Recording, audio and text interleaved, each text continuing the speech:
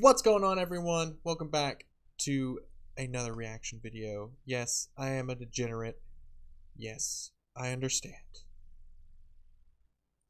Anyways, this is Can You Beat Pokemon Emerald with Mudkip, with only Mudkip by Alpharad. I really love Alpharad. So I'm kind of excited to record this. So let's just hop into it. If you haven't watched the video yet, there's going to be a little pop-up on the screen here linking to Alpharad's channel and to the original video. So go watch those first. Please, I'm begging you, go watch them first. This is not important. That is important. Go watch them by yourself. And you can come back and be like, oh, funny man. He go, haha, to video. Anyways, let's get started. Pokemon is all about catching them all. Well, I mean, it was until recently. Also, Novel Duke is the person that animated this, so go check them out too. Anyways, I was just curious to how little you could explore in a game like Pokemon. I looked at Pokemon Emerald and wondered if it would be possible to go from receiving your starter to becoming the champion without catching a single Pokemon. But like, can I get this throne, please? I want that for like my setup so bad. The first obstacle that comes to mind is what to do about the HMs that are required to traverse through the Hoenn region. A fun fact about the 8 HMs in this region is that only 5 of them are required, with 3 of them being water-based moves. Was his Mudkip named Pikachu? Since he can also learn the other 2 required that are Strength and Rock Smash. Oh. I'm not really allowing much leeway on the catching Pokemon thing. If it's a legendary, that's free XP, and if it's shiny, you gotta kill it, and that's just heartbreaking. Our precious little Mudkip may leave a lot to be desired when it comes to his stats. The reason for this is that no rational human being would pick this set of stats over these, but that's where I come in and say, oh boy, I love an arbitrary challenge with an odd set of win conditions. The heart of this challenge really stems from asking, could I, instead of should I? True. And that's how we ended up here. Upon being gifted my Pikachu by His Professor name Bird, Pikachu. I immediately went into the grass and started grinding. I beat my rival, talked to my dad who focuses on work instead of me, watched Wally learn what a Pokemon was, and then is that I a made Poke Bastard? Or Pocket Bastard? Nothing really happens here since it's just the path towards the Rock Gym, and let this serve as a reminder that I picked the Water-type Pokemon. Inside This would the be gym, really our easy. little Pikachu had his first attempt at evolution, only to be denied by a single press of the B button. It really makes you wonder if being blue-ballsed in the middle of your metamorphosis hurts, but I mean, you'll get used to it since there's a whole lot of this down the road. Okay, that's a good question, because the Pokemon evolution process is like an overwhelming amount of energy. But energy just doesn't disappear. So what happens to it? Like, does the Pokemon just absorb it? And if that were so, every time you would cancel an evolution, wouldn't it technically get like stronger or something? Or like maybe hurt itself through that? And then if that's not true, I would assume evolution in Pokemon creates a lot of energy. So if you just canceled that and how it like kind of disperses in the games, wouldn't that like explode? Like, wouldn't that much energy just kind of go boom and like, I don't know. Easiest solution. Let me know in the comments if you know. But that's boring. I'm cheating. It's just this arbitrary rule I just made up. Anyways, Roxanne lost my already over-leveled Mudkip. We retrieved an old man's lost dog and then set sail on the haha boat. We then arrived in this granite cave and a mysterious hiker offers us Flash. We then walked off, looked at him over our shoulder and said, wow, thanks for nothing. The hard part about caves in this run is that you don't have Flash, which means you can't see and you have to walk through the caves by memory alone. Lucky for me, I played this game hundreds of times as a dumb stupid kid at the dumb stupid after school program in 3rd grade because my real life dad didn't have time for me. We then find Steven, who gives us the first useless piece of information for a Mudkip only user, which means it's now time to fight the second gym leader. I tried to fight every trainer I could in the building, but it wasn't enough for this underdeveloped Mudkip. So naturally, I resorted to second gym leader is kind of hard if you're not that magically prepared became for enough it. to earn another gym badge. After that, we fought Team Aqua, beat our rival again somehow, like I really don't know how I did this one, and then approached Mauville City, which held potentially the hardest part of this entire run. The electric gym leader. The balance of this in the Hoenn region is that if you're going the water type, your Marshtomp should already be half ground type by now, thus being immune to Why electric does it look like moves. that? Sadly, that is not how this story goes. You really just have to allow your Pokemon to pop as many pills as you can before you inevitably run out of money. Don't do drugs, kids. Your best bet is using Mud Slap, a move with low power that lowers your opponent's accuracy, but they only use Shockwave, which has a 101% accuracy, so it's just like, shit, I'd like to say that I eventually won this battle through sheer willpower alone, but I'll be honest and say that the AI just messed up and hit me with the Howl instead of Shockwave, which falls under one of the most we take those kinds of wins I've ever seen, but we take those. It's really hard when you're doing a challenge run, because I've done a couple, and you have to rely on like a cheesy strategy, because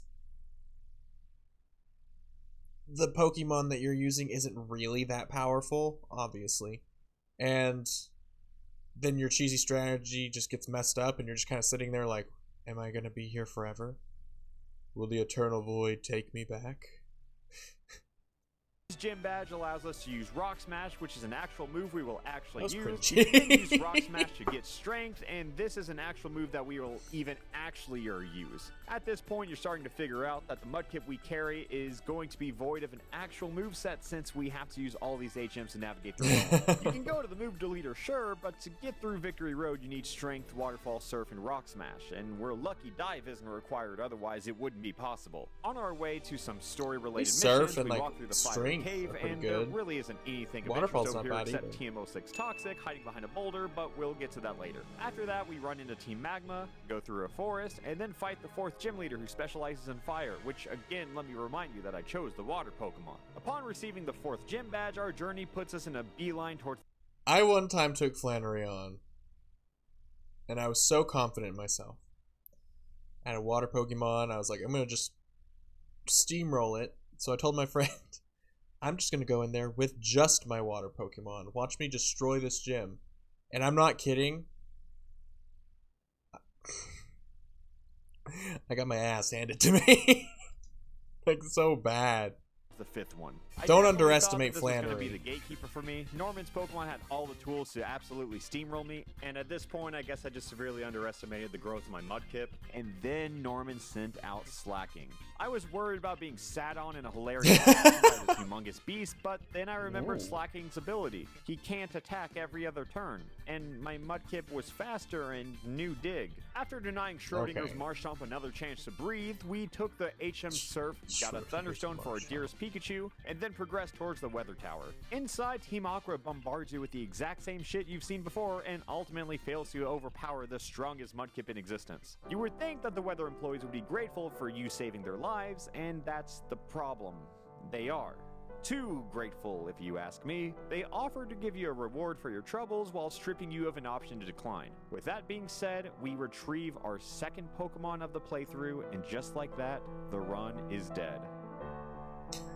I mean, we never caught a Pokemon, I suppose. What? It's not like I used a Pokeball for it. I suppose that I could just hide him in the box like a red-headed stepchild and hope he never sees the light of day. So with an additional skeleton in our closet, Steven Stone shows us another fun... I wouldn't consider that in like a run ender. If you can't avoid it, you can't avoid piece it. of useless information before we go into the 6th gym. Dude, I'll you be skipped honest and say Kecleon. that these puzzles for toddlers took me a bit longer than I'd like to admit, but I eventually found my way through. I debated on teaching my Mudkip Rock Tomb for this gym alone, but I trusted my precious child to eliminate. Oh my god, they're all dead. Remember when I talked to Team Aqua earlier? Yeah, just imagine that again, but this time with ghosts. Then imagine that again, but with Team Magma, and now rocks are around. The twist here is you have to fight the leader of Team Magma, and during this fight, I kind of ran out of PP, so I thought using Dig against his Camerupt would be a fine answer, but I was wrong. We got him on the run back though, so let's... Doesn't Earthquake do more damage if you're underground? Am I crazy? I could have sworn focus on the it positive, did. okay? Our next objective was to return to Slateport, and since my Mudkip could not learn Fly, no matter how many times I asked her how hard he tried, so we had to walk across the country again. This is just a pointless objective that activates the next event in Lily Cove, which is a painful process if you don't have the ability of fast travel. And since we were in Slateport, I thought we would surf over to the abandoned ship and pick up TM13 Ice Beam, and we're just gonna put that in the bag until later. While returning to Slateport, I ran into a random encounter. Upon slaying another Tentacool, somebody asked me to fix a stream layout. As I was attempting to please a loyal viewer, I realized that I made a grave error. It's just a lighting error. It's a white balance thing. It's like I can just slide one thing on here and make it work. Like, wait, that's saturation. That's wrong. Wait. Yeah, so I turned the game off and went back to my last save, groaned loudly, and did it all over again. Backtracking through Ouch. time was as painful as it sounds, and then I picked up But you Pocket gotta be along loyal the to the way, viewers. defeated Team Aqua again while picking up a Master Ball that is essentially worthless, and then we found our way back to Moss Deep. This gym served as a huge roadblock in our path because this gym clearly incentivizes double battles with its design and theme and gym leaders being Tate and Liza. Or Lisa, or Lisa, who cares? As soon as you make it Can you... Oh, wait.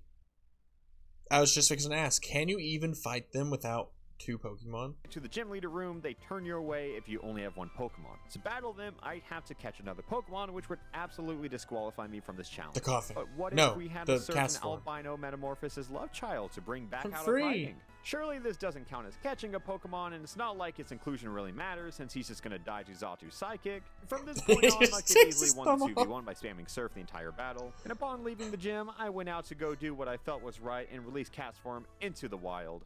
Except... But they refused. Back in the box, I was he like, went you and can't we went release... I was like, if you only have 2 Pokemon, you can't release the second to last Pokemon. Because you can't be left with only 1 Pokemon in the thing. I swear that's how the coding works.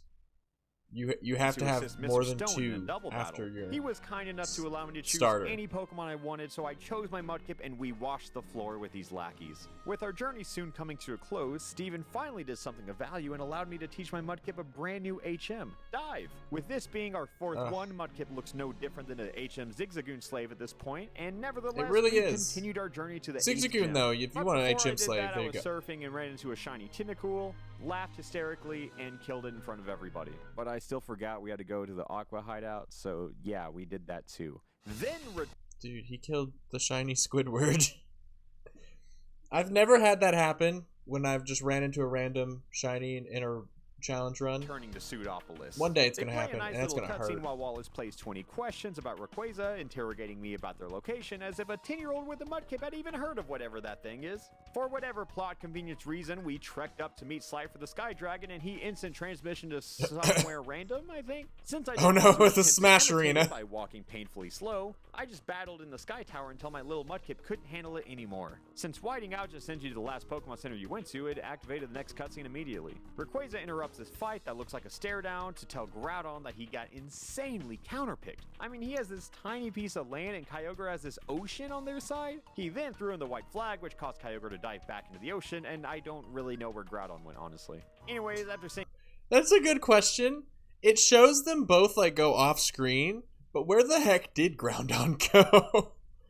Because it's just like he dives, Kyogre dives into the ocean, Rayquaza flies off, and Groudon just kind of like slinks to the back like an evil villain, and then just as he rounds the corner, he just all three of disappears for those some reason. monsters, this allows our protagonist to enter the final gym and succeed in these puzzles that I definitely remember being much harder as a kid. One doesn't really serve as too much They're of a really challenge not for the that beast that was hard when created you before actually, your very eyes, like, but grow I up. thought it would be a very funny flex to throw a Master Ball at his truly beloved. He didn't appreciate the joke very much, and to be fair, I get it. It's not really that funny. So with all 8 gym badges in hand, our journey now directs us at Evergrande City, which is honestly just one building. And nice. But first, we have to go to the move deleter and ditch Dive and learn Waterfall. Luckily, only 4 of the 5 required HMs are necessary to get through Victory Road, and if that wasn't true, the run would have just ended right here. Upon entering Did you Victory not use Road, cast we are form? greeted with Wally trying to strike a pose, and we can just fast forward through all this. He never really served as much of a challenge to the superior species of Pokemon. Victory Road is a dark and scary labyrinth, and I Okay. wasn't really about to rely on muscle memory nor flash, so I just looked up a guide and counted step by step.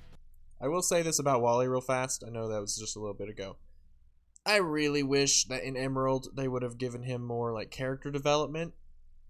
I really think, I've said this before, I really think they did good in Oros about his character development. It makes him not just feel like this random event that happens Nothing every once really in a while, exciting you know? happens here, so we can just fast forward to the Elite Four. I stocked up on last Okay, week's this is- I'm supplies really and sold curious my how he's gonna do revives this since one. we can't possibly use those. I called this a practice run since the moveset I was going on was full of low PP HMs, with one of them being Rock Smash, which is a hilariously awful move. This definitely sounded much harder on paper, but Mudkip kind of tore through all of the first few trainers. We got to Drake with only water moves that are not very effective, Rock Smash is just not, and we didn't have any ice moves. Things seemed kind of hopeless. I decided to use an ether on strength, and that turned out to be the saving grace here somehow. Upon beating the Elite Four, we had one remaining challenge in our way. Is this his first try? Is he beating the Elite Mudkip Four has in his been through first try? So much. We all have in this adventure. And with our journey finally coming to... Okay, we got Toxic stalled by Wallace's Melodic and lost. Okay, whatever. At this point, I just decided that our moveset was not going to cut it. One of our moves did not even get used in the Elite Four, and the rest didn't cover what we needed it to. With Toxic and Ice Beam still in my bag, I wanted to equip them to Mudkip, but how? We made our way back through Victory Road, picking up a much-needed PP up on the way, and arrived at the Move Deleter's house. After removing half of their HMs and giving Wait, but how are you gonna get back? a real moveset as I possibly could, we set out to sea and died. You know, since this would warp our trainer back to the Elite Four, and the HMs required to get through Victory Road were no longer applicable, this time was going to be different. Each move was strategically picked for each trainer. A lot of Pokemon were die to surf alone given stat bonus, but we also had strength to cover the matchups with weak defense or who were strong to Crawdad is such a with weird everything Pokemon in in my place, opinion. Mudkip was unchained, storming through trainer after okay, and then Glalie just used self-destruct. This time, Use for Explosion! Sure, after arriving at Phoebe's battle, I realized the last battle her Dusclops exerts pressure, which is bad for my limited move pool. I also noticed that he opens with Protect and would keep spamming it until one connected. Being that he could use this move 10 times, I decided that I would just buff Mudkip up as much as possible, and then on the 11th turn, the beefiest Mudkip you've ever seen slaughtered all of the ghosts. I used a similar strategy for the next trainer, since Mudkip lived in constant fear of being exploded on by a living snowball. When it came to Drake, the difficulty of the last run went away, since Ice Beam was the perfect tool to destroy everything he I'm loved, sure this just which smashed finally him. brought us back to Wallace. I took my time and beefed up against his Wailord, which I feel like if that Pokemon ever gets I like this Dynamax, little stadiums graphic. are going to collapse. With Ludicolo knowing Giga Drain, this could serve as a huge problem. Being that I had to heal each time he used it, I just waited until he used the move 5 times and then Ice Beamed him down. Wallace's Tentacruel is by far the least threatening Pokemon he has, so this was just time to heal, buff up, file my checkbook, and mentally prepare myself for what was coming next. Melodic came out using Toxic, educating me that I've never said most of these Pokemon names out loud, and little did they know, I could be Toxic too. This fight went on for multiple minutes, but Mudkip eventually found himself a victory somehow. Surprisingly, this wasn't the end, but after using Ice Beam, Wish Catch was frozen, and at this point it was just heart of the cards from there. With Wallace attempting to hold the throne and not lose to a 10-year-old, he threw out Gyarados, but you already know Gyarados' how sprite just that looks a little went. weird. So just like that, Mudkip single-handedly became the champion of Hoenn's Elite Four. It was a long journey, but his very fitting lonely nature led him to victory. A lot of people said that a Mudkip couldn't accomplish such a daunting task, but let this be a lesson to you. No matter how large the obstacle may be, if you believe in yourself, you can accomplish anything if you have a drugged-up fish with legs by your side. One thing that I thought was funny during the credits is that they really want to walk you down memory lane by showing you all the Pokemon you caught, and so thanks for watching. This was definitely one of the more fun videos to make. It takes a bit longer to create than typical gameplay videos, but I'm down to make more if you guys want them, so let me know in the comments of any other Okay. It's pretty impressive watching these challenge videos when people beat a Pokemon. Don't beat a Pokemon. Beat a Pokemon game. With just a single Pokemon. I think Mudkip, I don't know why people wouldn't think he would do it. Mudkip's a pretty solid starter out of the 3. If you had to go against type matchups, I'd probably say Torchic would have the hardest time, wouldn't it? Especially in the Elite Four, because you have you have a water champion, which I've never really liked that, by the way. Why is the champion a water type user? Like, I understand he used to be the gym leader and everything, and he was a water type gym leader, but like, to me, that always kind of killed it, because I was like, oh, I want this really unique and diverse team of like different typings that are like just gonna smash me, and then it's just like it's all water type. Like, literally could bring a grass type, and yeah, they have counters for it, but like most of the Pokemon you can defeat with like one grass or electric type, and it's like, I don't think the champion should be that easy, but that's neither here nor there. This was Can You Beat Pokemon Emerald with only Mudkip. If you liked the reaction, like, comment, subscribe. We have like 0.0002% of the people that watch all my videos subscribe, so that's pretty cool. And yeah, please go check out Alpharad and Nova One Duke. Novel Duke? Nova One Duke. Nova One Duke. Who did the art and animation for him here. And yeah. If there's anything else that y'all would like to see me react to, leave it down in the comments below. And let me know who your favorite starter is in this generation. Who'd you pick in Pokemon Emerald, huh? If you say you know who. You're trash.